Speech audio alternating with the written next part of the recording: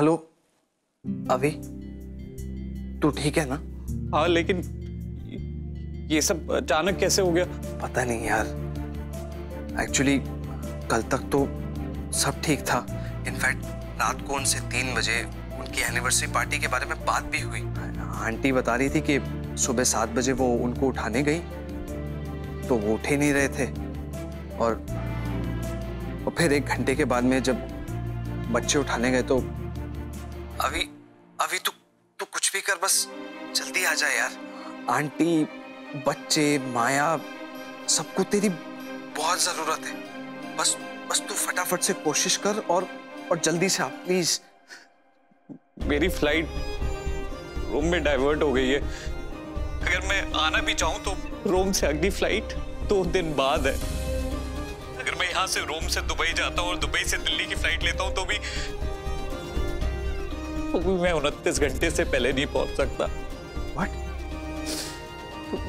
मैं कल से पहले नहीं पहुंच सकता, मैं क्या करूं? अच्छा, तू इस नंबर पे अवेलेबल है ना? हाँ। सुन, मैं काम करता हूँ, मैं तुझे थोड़ी देर में फोन करता हूँ। देख, मैं जानता हूँ कि बहुत डिफिकल्ट है, बट प्लीज अपना ख्याल रखना, एंड हो सके तो प्लीज बहुत ज्यादा मत सोचना। हाँ, तुम वहां पे सारे घर वालों का ध्यान रखना। मैं जितना जल्दी होता है उतना जल्दी पहुंच जाऊंगा। ठीक है ना? ओके।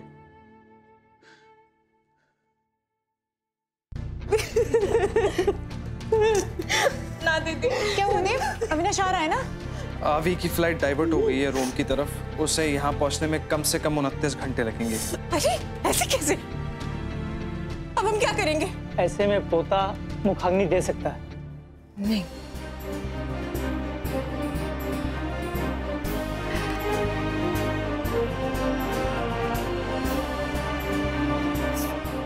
ताने पुत्र, तू जल्दी से नील को लेकर यहाँ पर आ जा।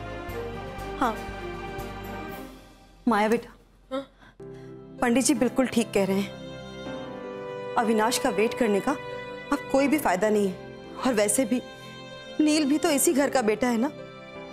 वो किशन भाई साहब का अंतिम संस्कार कर सकता है। नहीं, नील नहीं कर सकता। वो अभी बच्चा है, और वैसे वो इतना परेशान था कि उसके दादाजी सुबह उठे नहीं। नील नहीं, वो तो परेशान है और वो संभाल नहीं सकता ना। आप लोग प्लीज, मम्मी आप समझती हैं ना?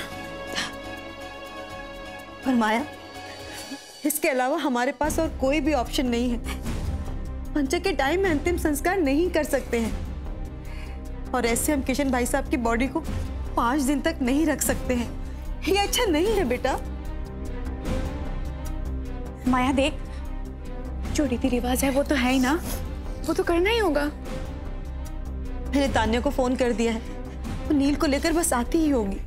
अरे आपने क्यों किया तान्या को फोन? आप लोग समझ क्यों नहीं रहे? नील नहीं कर सकता ये सब। माया,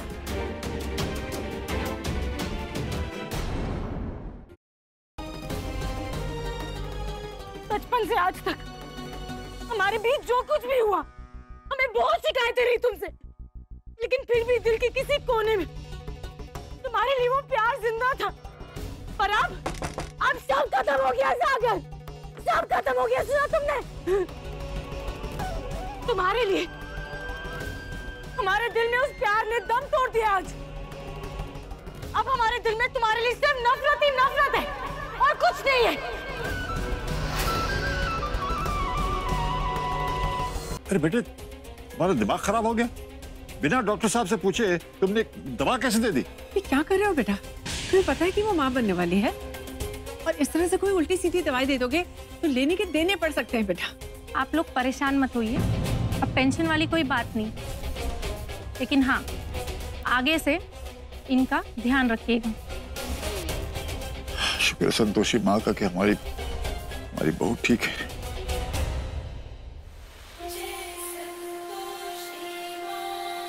मटके से टकराया और मटके को ही कोस रहा है कि चोट लग गई।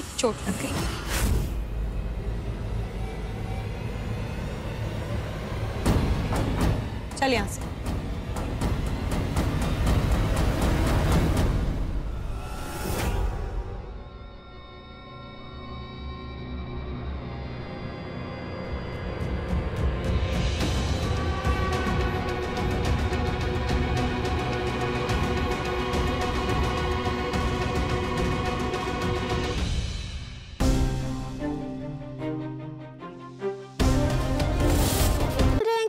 कभी हम असाब पर बैठ सकते हैं? देखो पगली, ऐसा है कि वो तो हमने मजबूरी में, मतलब उस गुंडा मलमलूका के चक्कर में तुम्हें शाप पे बिठा दिया था, लेकिन अब वो पकड़ा गया है, इसलिए ख्याल अपने मन से निकाल दो।